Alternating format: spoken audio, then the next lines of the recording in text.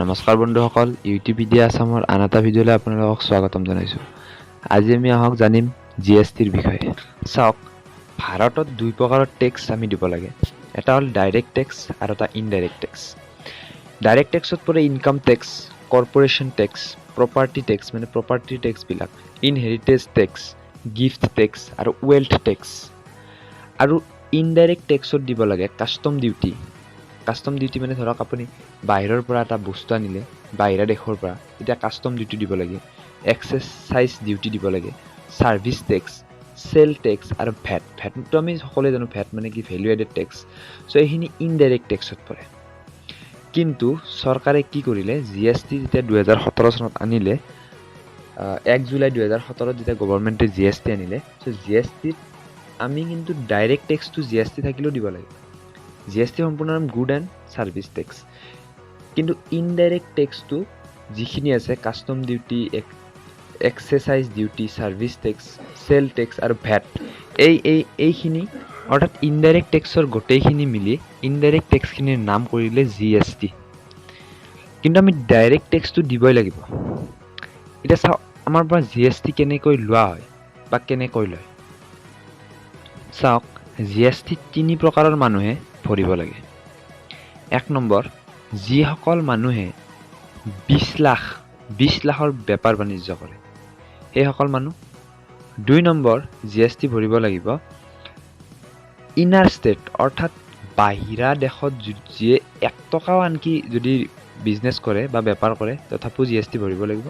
আৰু 3 নম্বৰ, অনলাইনৰ প্ৰকাৰত যিসমূহ আছে সকলোতে জিএছটি লগাব লাগিব। এতিয়া চাওক, 20 লাখ টকা যদি আপুনি আপোনাৰ ষ্টেটত 20 লাখ টকা যদি আপুনি ব্যৱসায় কৰে, আপোনাৰ লাভ লোকচান এইটো কথা নাহে।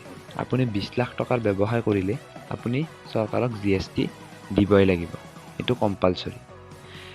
আৰু যদি বাহিৰা ৰাজ্যত কৰে, তেনেহ'লে 1 টকা বেপাৰ কৰিলেও আপুনি বাহিৰা ৰাজ্যত জিএছটি ভৰিবই লাগিব।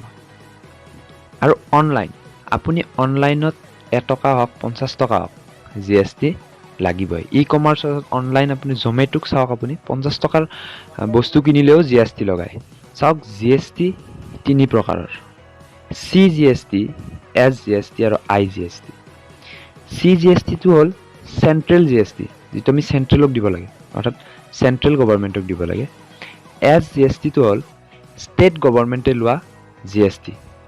আৰু আই জিএছটিটো হ'ল ইণ্টিগ্ৰেটেড জিএছটি। গোটেইকেইটাৰ বিষয়ে আপোনালোকক কৈ আছোঁ। চাওক, আমি এই 3টা জিএছটি ভৰিব নালাগে একেলগে। চি জিএছটিটো হ'ল চেণ্ট্ৰেল গভৰ্ণমেণ্টে যিটো টেক্স লয়, আৰু এছ জিএছটিটো হ'ল ষ্টেট গভৰ্ণমেণ্টে লোৱা।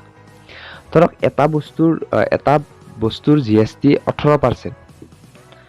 এতিয়া সেই 18% জিএছটি আপুনি 18% চেণ্ট্ৰেলক 18% ষ্টেটক দিব নালাগে।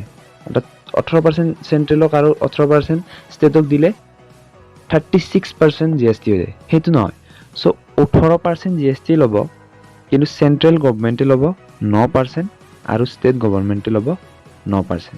চ' তেনেকৈ এইটো হ'ল চি জিএছটি আৰু এছ জিএছটি।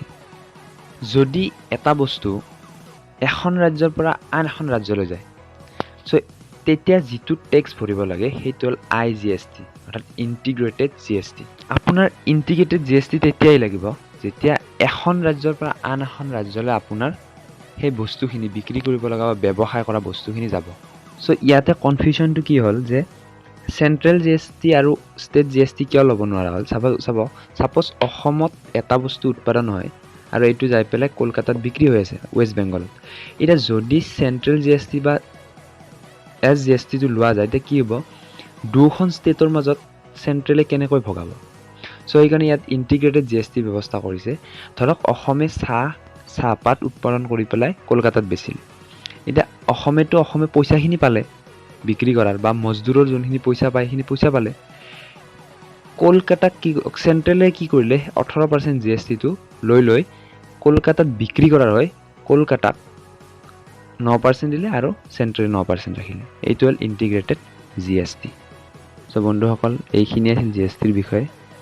আপোনালোক বুজাবলৈ চেষ্টা কৰিলোঁ। যদি এই ভিডিঅ'টো ভাল লাগিল তেনেহ'লে ছাবস্ক্ৰাইব কৰিব আৰু বেল আইকনটো টিপিব। ধন্যবাদ।